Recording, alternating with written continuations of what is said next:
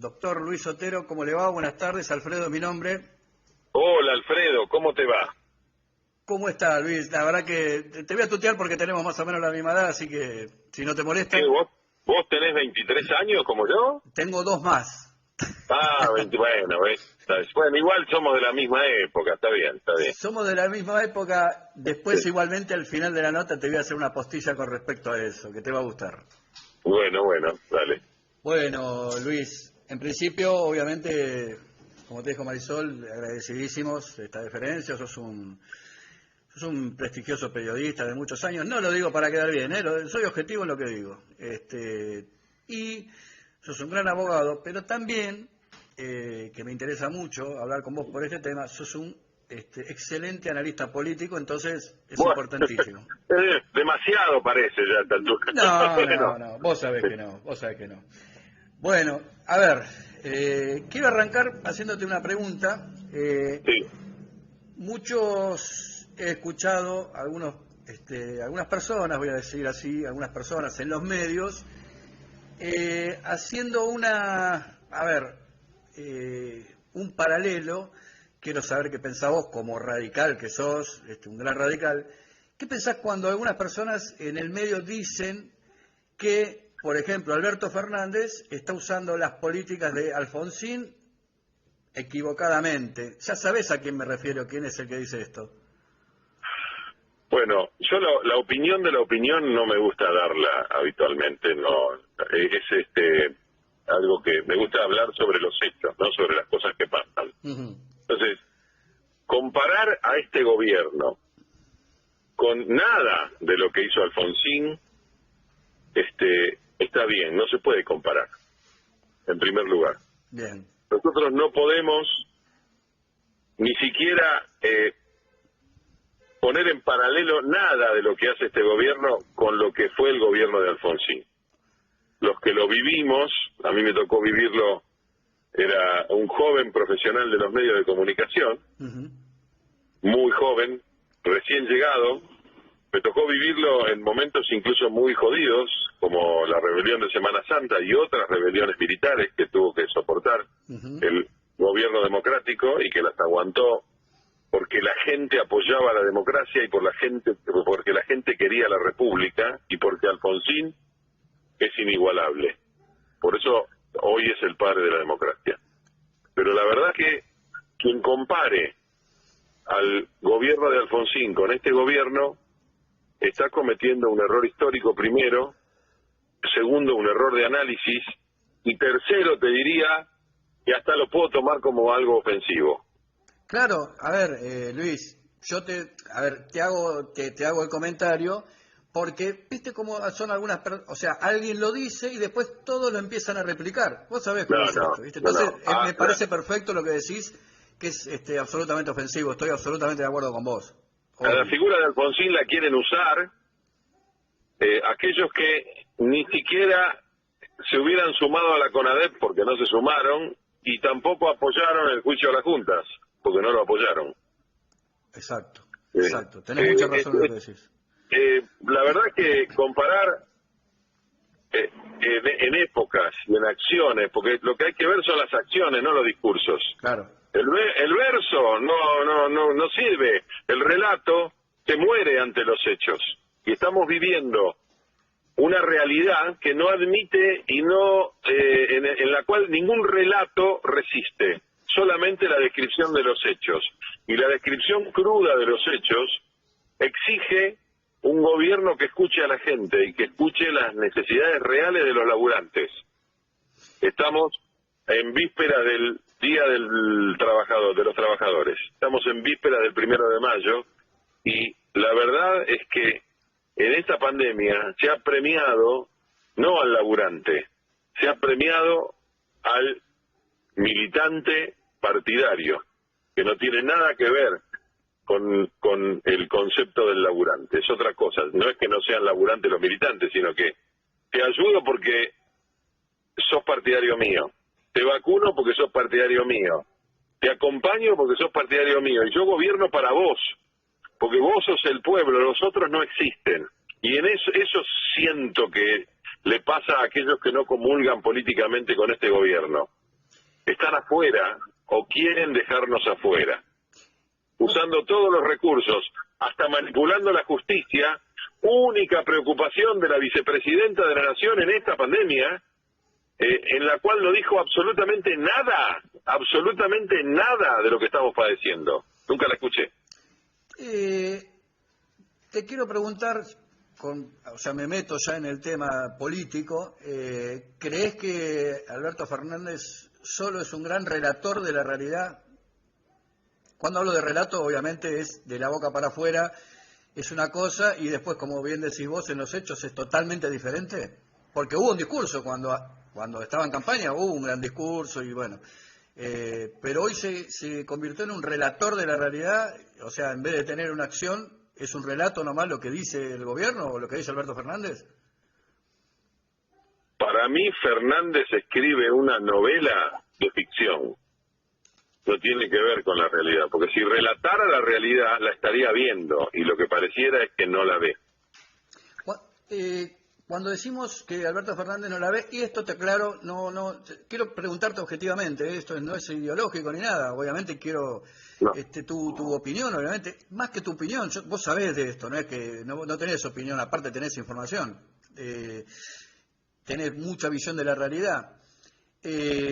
Cuando empieza la pandemia, allá por marzo, 20 de marzo del año pasado, a ver, hoy estamos un año después, más de un año, ¿qué cosas crees que no se previeron en el momento de la pandemia? Porque bueno, te agarró la pandemia, te vino de golpe, de otro lado, bueno, eso ya lo sabemos. Ahora, ¿cómo ves que trabajó el gobierno en prever todo lo que venía? Porque obviamente nunca se terminó esto, nunca se fue como que... A ver, el gobierno dice que la gente se relajó y muchos políticos dicen que la gente se relajó, pero el relajamiento creo que viene de arriba para abajo. No sé cómo lo ves vos. No, es cierto, es compleja la respuesta, ¿no? Si hablamos de nuestra gente, hay momentos en donde pareciera que no tomamos conciencia. Pero yo no le estoy echando la culpa a la gente, sino que es como que de entrada no tomamos todos los recaudos, y sobre todo durante el verano. Es como habían bajado los casos y ya se había anunciado que venían muchas vacunas, la gente dice, bueno, la vacuna viene, pero si creyeron que este gobierno iba a traer todas las vacunas necesarias, ahí se equivocaron también, y ahora estamos pagando nosotros. Lo que no podemos perder de vista es que este gobierno es un gobierno que hace propaganda con cosas que después no cumple, y que cuando se trata de nuestra salud y nuestra vida, tenemos que ser un poquito más precavidos y cuidarnos entre nosotros, porque el gobierno que dice que nos está cuidando no nos está cuidando. ¿Por qué? Vos me preguntaste, ¿qué previó? El gobierno improvisó desde el día cero, o sea, desde el primer contagio en Wuhan, en China, improvisó, diciendo primero que acá el coronavirus no iba a venir, porque faltaba mucho, y después de la improvisación vinieron los manotazos para tomar medidas drásticas, para cuidarnos a nosotros, vino la cuarentena más larga del mundo, de la historia, en un estilo medieval de ataque a una pandemia, a una peste, como esta que estamos viviendo. Sí, sin absolutamente ninguna previsión. Se cerraron las escuelas creo que fue el único país, en el periodo más prolongado. Es un país que en el ranking mundial de países que atacaron peor el problema de la pandemia estamos terceros en la lista negativa, ¿no? Sí. Tenés a Brasil, a otro país más, y nosotros. En ese ranking estamos terceros, mirá. Así que con eso te respondo. No hay previsión y lo que hay es incertidumbre. Vos fijate, el spot publicitario de los 10 millones de vacunas con las dos manos hacia adelante, celebrando casi en mayo que conseguimos 10 millones de dosis, que no son 10 millones de vacunas, porque vos sabés que la mayoría necesitan 2 dosis, o sea que son 5 millones en total. Por lo tanto, es como le decía recién a uno de los chicos que colaboran conmigo en la Juventud Radical, les decía, es como si hubiéramos celebrado el 5-0 de River a Racing en la Recopa, o la Supercopa. Es como si hubiéramos salido de la cancha diciendo que ganamos cuando perdimos por goleada. Perdimos por goleada y estamos celebrando, ¿qué? La derrota que estamos celebrando. Porque si hay 10 millones de esperanza, también hay 35 millones de personas angustiadas y con incertidumbre porque no saben cuándo cazzo la van a vacunar. Y quien te habla es uno de ellos. ¿No estás vacunado todavía? No, estoy en la lista, estoy anotado. Y si dicen que el epicentro de todo el contagio y el monstruo del coronavirus está en el AMBA, ¿por qué cazzo tampoco concentraste la mayoría de las vacunas en el AMBA? No por privilegio, sino por prevención, por política sanitaria correcta. Te tengo que dar toda la razón lo que estás diciendo, que nadie lo planteó, Luis. Es real eso lo que decís. Es real. ¿Por qué no sumaste masivamente las vacunas al AMBA para que el resto del país no se contagie si es el epicentro, si todos lo reconocemos? Si es así, entonces hagamos las cosas distinto, en rigor de verdad y de prevención real. No hay testeos masivos, no los hubo, no se cerró de vuelta la frontera a tiempo, no se circunscribieron los lugares de mayor contagio, las zonas rojas, como le dicen los expertos, como para no cerrar a toda la población. En los colegios lo mismo, se cierran todos los colegios del AMBA, cuando en realidad el Consejo Federal de Educación decía que la incidencia del coronavirus en los colegios era mínima. Entonces le provocás un daño a los chicos. Todo lo que se hace son manotazos de ahogado. ¿Sabes por qué se cierran los colegios en la provincia? Y Kicillof está tan interesado en cerrarlas. Es porque no las pueden gestionar, porque no previeron, porque no tienen los recursos, ni profesionales, ni de resolución de problemas, iba a decir intelectuales, pero no los quiero denigrar personalmente. No razonan la solución de los problemas en favor de la gente, razonan la toma de decisiones en función de su conveniencia circunstancial. Kicillof no cumplió en lo que es política educativa con todo lo que tenía que cumplir, por eso tiene que cerrar los colegios, no por el coronavirus. Hablando de salud, del gobierno, ¿sabes qué? Te quiero hacer una pregunta, a ver qué pensás vos. En su momento, cuando se tuvo que ir Ginés González García, obviamente, por lo que pasó del vacunatorio VIP, a ver, el tema es que en ese momento Ginés González García no estaba al frente del Ministerio de Salud, estaba creo que en Entre Ríos. La que le seguía en el cargo, Carla Bisotti, ¿cómo se explica que se haya quedado ella cuando en realidad era primero la mano derecha, la que sabía todo y era la que más o menos oficiaba todo en el Ministerio de Salud, la cabeza era Ginés González García, pero Carla Bisotti no estaba ajena a todo eso? ¿Estuvo bien que sea ella la que queda en el frente del Ministerio de Salud? Porque en realidad eso es bastante inentendible. ¿Qué pensás vos sobre este tema?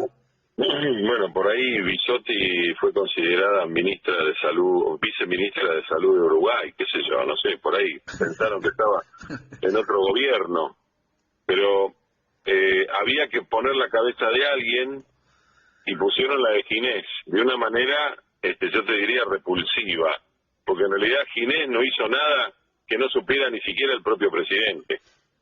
A mí, con ese verso, que no me vengan. Es decir, no solo lo sabía Bisotti, lo sabían todo lo que estaba pasando. En Avellaneda vacunaron a toda la cámpora. El otro día se conocieron más detalles de este vacunatorio de privilegio que se desarrolló como un sistema. Te lo contaban los propios pibes de la cámpora, incluso esta chica Estefanía Purita Díaz, te cuenta que a ella la obligaron a vacunarse, le dijeron, vacunate o te tenés que ir. ¿Por qué? Porque era un sistema establecido y lo desarrollaron ellos. Primero vacunamos a los militantes y después vacunamos a la gente. La gente no importa, total. Lo importante son nuestros héroes militantes que van a salir a la calle en esta pandemia histórica que nos tiene tan mal, igual que el gobierno de Macri. Porque siempre la culpa fue de Mauricio Macri y su gobierno. Ellos no asumen absolutamente nada. Hasta el día de hoy se siguen diciendo. Cuando uno habla de la crisis, Luis, que tenemos hoy, que obviamente una parte se la tenemos que adjudicar al gobierno, son los que mandan. Se puede estar de acuerdo o no, pero son los que mandan, son los que dirigen, y si hay una crisis, obviamente viene, como te dije antes, de arriba para abajo. ¿Cuánto incidió? Porque hay una cosa que es cierta, Luis, el gobierno de Macri tuvo un fracaso estrepitoso en la parte económica, y este gobierno ha heredado un poco de esa crisis. Después obviamente vino la pandemia. Pregunta, ¿cuánto tiene que ver la salida de Macri y la crisis económica de ese momento? Después vino este gobierno, después vino la pandemia. ¿Cuánto de inoperancia hay y cuánto de herencia hay? Bueno, ya a esta altura no me podés hablar de herencia. Bien. Los primeros meses sí. A esta altura ya estamos en el segundo año de gobierno largo, y lo que hay es un exitosísimo fracaso, un rotundo fracaso, porque ya no le pueden echar la culpa a Macri a esta altura, nada le pueden decir, ya pasaron muchos meses, y si vos querías el gobierno y decías que tenías la solución, de diciembre a marzo alguna solución tendría que haber aparecido, y la verdad es que no se vislumbraba ningún cambio, absolutamente nada, todo lo contrario. Si había una crisis que existía, se profundizó y no hubo ningún golpe de timón para cambiarlo. Después vino el coronavirus, y después vinieron las decisiones tomadas para atacar la pandemia totalmente equivocadas. Y eso fue lo que profundizó aún más la crisis económica, y la va a seguir profundizando si este gobierno no abre las orejas y escucha a los que realmente están padeciendo, que son los que laburan. Primero los que laburan. Bien. Luis, quiero meterme en un tema en el cual tenés mucha sapiencia y mucha sabiduría y mucha expertise, que es el tema judicial. Quisiera que vos me digas, a ver, ponerlo en claro, porque mucha gente no entendió bien el tema de lo que pasó con respecto, que ahora va a seguir, obviamente, el tema de las clases presenciales, del amparo que presenta Ciudad contra un DNU del gobierno. Yo quisiera que vos, que sos un experto en estas cosas judiciales, a ver si vos lo podés aclarar para la gente que nos escucha, que no es la gente que le tenés que hablar técnicamente porque, viste, no entiende. Ve que hay toda una gran pelea. Ahora la Corte Suprema. ¿Cómo explicamos ese tema, Luis? Desde tu visión de la parte jurídica, ¿no? Obvio. Es muy difícil explicar claramente algo que tiene mucho de técnica jurídica y procesal, pero es muy claro cuando vos decís, el mismo Consejo Federal, los mismos docentes, hasta el ministro de Educación de la Nación, decían que lo último que había que cerrar eran las escuelas, la misma tarde que Alberto Fernández lo anunció. Decían que la incidencia de los contagios era mínima en los colegios, era de una tasa menor al 1%, y que eso estaba manejado porque cada agrupamiento, mal llamado burbuja, se controlaba muy eficientemente, y el sistema de cuidar escuelas tenía la información que ahora no están dando muy bien, paradójicamente, ahora no funciona bien, ¿no? La carga de datos no funciona bien, viste que pasan cosas raras. El sistema de cuidar escuelas te daba todos los datos como para trabajar mejor, pero se decidió brutal y abruptamente, por la razón que te dije antes, por presión del gobernador de la provincia de Buenos Aires, que necesitaba cerrar las escuelas porque ya no las podía gestionar, y porque tenía a un porcentaje mínimo de los docentes vacunados con una sola dosis de la Sinopharm. Por eso ayer cuando llegó la Sinopharm, todos aplaudían hasta con los pies, porque van a poder vacunar a los docentes ahora, que tienen una sola dosis y debe estar vencida la vigencia de esa primera dosis, o está al borde de vencerse. Entonces, yo espero que no esté vencida, porque quiero que los docentes estén vacunados. ¿Por qué no los vacunaron antes? ¿Por qué no se cumplió la promesa de los 35 millones de vacunas o 40 millones de vacunas, que en realidad necesitamos 60 o 70 para tener una buena inmunización? ¿Por qué no se hizo eso? ¿Por qué no se privilegió? Porque otros países lo han hecho. exitosamente.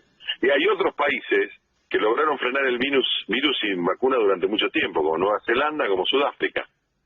La gente no está vacunada, pero lo frenaron. ¿Cómo lo frenaron? Y circunscribiendo. Y esto te lo dicen los expertos. Circunscribiendo los lugares en donde había contagio y haciendo un seguimiento. Haciendo que la gente conozca las pautas de alarma, que la gente tenga más responsabilidad. Y esto es una ida y vuelta y un compromiso mutuo, pero acá entre la grieta y la agresión, lo que se provocó es más bronca. Y mientras habla de la necesidad de unirnos, tenemos un presidente que fomenta la discordia, el odio y el resentimiento, con discursos tremendos, que vos decís, un día lo escuchás hablar de una manera y otro día lo escuchás hablar de otra, y decís, ¿quién es Alberto Fernández? Por ahí el odiador es otra persona, es el socia, o es el doble de Fernández que dice cosas que Fernández no piensa. Pero vos fijate qué locura que estamos viviendo, que el mismo presidente está fomentando la discordia. Y eso no nos va a ayudar para nada, porque convierte a la discusión sobre cómo salimos de la pandemia en una pelea política, partidaria, ni siquiera política. Porque si tuviéramos un debate político en serio, ya tendríamos resuelto el problema, o estaríamos manejándolo o administrándolo mejor. Y con respecto a esto de las clases y toda esta problemática, ¿cómo ves la parte, a ver, que no sé qué rol juega, quizás vos lo sepas, qué rol juegan los sindicatos de docentes en esta historia? Bueno, en la provincia de Buenos Aires está claro que juegan un rol fundamental porque son parte de la toma de decisiones negativas. Lamentablemente, contra lo que muchos docentes opinan. El docente del llano opina distinto. No forma parte de la troupe del adoctrinamiento. ¿Es una presión a ver, presionan o los mandan a presionar? Digamos, lo que hacen es estar en la toma de decisiones. Y la toma de decisiones hasta ahora no ha sido a favor de la educación. Sí, la presión, ¿a qué le llamas presión? Si son todos parte del mismo plantel. Claro, por ahí toman avalados toman están en la toma de decisiones. ¿Qué hace Baradel? ¿Qué quiere que hagamos? Y cerró las escuelas. Claro. ¿Cuál es el motivo del cierre de las escuelas? No lo hay, porque te lo dicen desde todas las organizaciones que se especializan en esta materia. ¿Y cuál es el daño enorme a la educación como servicio y a los chicos, a las niñas, niños y adolescentes de nuestro país que padecen esa toma de decisiones? Es un tema, realmente es un tema muy complejo, Luis. Aparte es un tema muy viejo ya de la Argentina, hay que decirlo. Esto viene de hace años, muchos años, no desde ahora esto, siempre fue así. Es lamentable, es lamentable. Quiero preguntarte, estamos yo digo a nada porque las cosas son dinámicas en Argentina, pero cuando te querés acordar tenés el día ya ahí adelante. ¿Cómo viene la parte para las elecciones del radicalismo? ¿Están volviendo a rearmarse? Quisiera que me cuentes un poco eso, Luis. Vos sos estás muy presente ahí, obvio. Entonces quisiera saber cómo se está armando el radicalismo ahora para las próximas elecciones. Yo no puedo hablar del radicalismo en general. Puedo hablar de lo que estamos viviendo en la provincia de Buenos Aires. En la provincia, perfecto. Una participación enorme de la afiliada como hacía años que no se producía en una elección interna, lo cual movilizó al radicalismo y lo puso nuevamente arriba de la mesa con mucha fuerza, o sentado en la mesa con mucha fuerza. La idea es fortalecer al radicalismo para que a su vez el radicalismo pueda aportarle mucho a esta alianza que en este momento está conformando. Hasta que, bueno, la Convención Nacional algún día decida que no forma parte más de esta alianza o que forma parte de otra o que va solo a las elecciones. Pero hoy eso en el horizonte yo no lo veo. Lo que sí veo es un radicalismo que se está fortaleciendo y que está sumando más gente, que está recuperando gente nostálgica del radicalismo que quiere participar y que ve que está en riesgo lo más caro que tenemos, que es nuestra libertad.